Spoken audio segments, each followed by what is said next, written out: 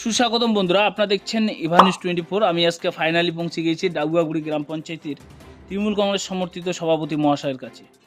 আপনাদের এখন কি পরিস্থিতি রয়েছে, রাজনৈতিক পরিস্থিতি? বর্তমান রাজনৈতিক পরিস্থিতি 2021 সালে যেটা ছিল, 24 সালে আমাদের এমপি নির্বাচিত হয়েছে। বর্তমানে পরিস্থিতি আমাদের তৃণমূলের অনুকূলে। সাধারণ মানুষ এখন তৃণমূলমুখী বলা চলে।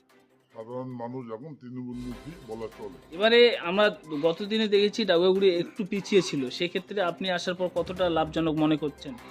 আমরা 2021 সালে যে ভোটটা পিছিয়ে ছিলাম এবং সেটা 2024 সালে লোকসভা নির্বাচনে সেটা আমরা অনেকটাই রিকভারি করতে পারছি। মানুষটা অনেকটাই তৃণমূলমুখী, সেটা হচ্ছে বোঝা যাচ্ছে।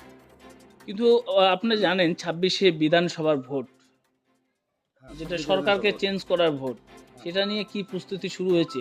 ইতিমধ্যেই তো মমতা ব্যানার্জি বিভিন্ন প্রোগ্রামগুলো এই 26-এ নির্বাচন নিয়ে কথা বলছেন। 26 নির্বাচন যেটা আমরা আশা রাখি, আমাদের দিদির যে সমস্ত জনমুখী কর্মসূচি, এরপরে 26-এ আমরা নাটাবাড়ি কেন্দ্রে গত বিধানসভায় আমরা হেরেছি। এবার আমরা নাটাবাড়ি বিধানসভায় তৃণমূল কংগ্রেস আমরা জয়লাভ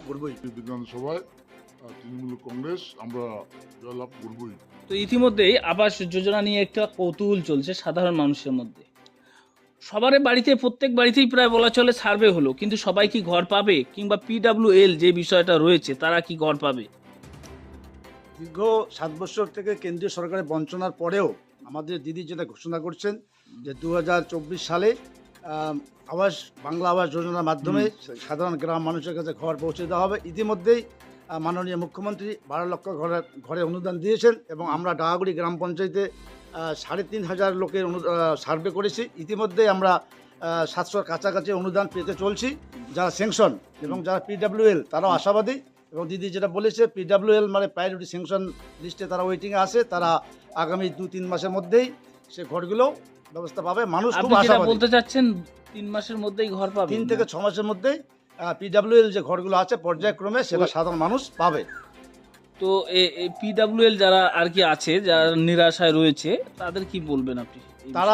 তারা নিরাশা বলতে এটাই নয় যে তারা ঘর পাবে না, তারা আশাবাদী যে এতদিন পর আমাদের দিদি সরকার বা দিদির উদ্যোগে যে আমাদের সার্ভে হয়েছে, তারা আশাবাদী একবার যখন সার্ভে হয়েছে আমরা পাবই। কারণ পূর্বে আমরা যত কথা দেখেছি, মমতা ব্যানার্জি কথা দিয়েছেন, রেখেছেন, যেরকম লক্ষ্মীর ভান্ডার, স্বাস্থ্যসাথী, খাদ্যসাথী। মানুষের মনে এটাই একটা বিশ্বাস, দিদি যখন বলেছে তখন আমরা পাবই। এবং এ নিয়ে মানুষ খুবই, এলাকায় আমরা তো ঘুরছি, মানুষের মনে একটা আলোড়ন বা একটা উৎফুল্ল ভাব, মানে একটা উৎসব আসার মতো পরিস্থিতি তৈরি হয়েছে। তো যেটা বোঝা যাচ্ছে যে যেহেতু কথা দিয়েছে PWL, ইতিমধ্যে আমরা দেখতে পেলাম যে PWL নিয়ে কথা বলেছে যে 2026-এর মধ্যেই আমি সেগুলো দেওয়ার চেষ্টা করব। তার মানে আমরা আশা করছি যে 26-এর আগেই, ইলেকশনের আগে আর একবার সাধারণ মানুষ ঘর পাচ্ছে, সেটা তো আশাবাদী। এবং আরও বলেছে 26-এর মধ্যে 12 লক্ষ পরে আগামী আরও 16 লক্ষ ঘর দেওয়ার উনি অঙ্গীকার করেছেন এবং সেটা আগামী 26 বিধানসভার আগেই সম্ভবত হবে। এটা সবাই আশাবাদী এবং আমরাও আশাবাদী, সাধারণ লোক সেটা আশাবাদী। তো 26 ইলেকশন নিয়ে সাধারণ মানুষকে কি বলবেন?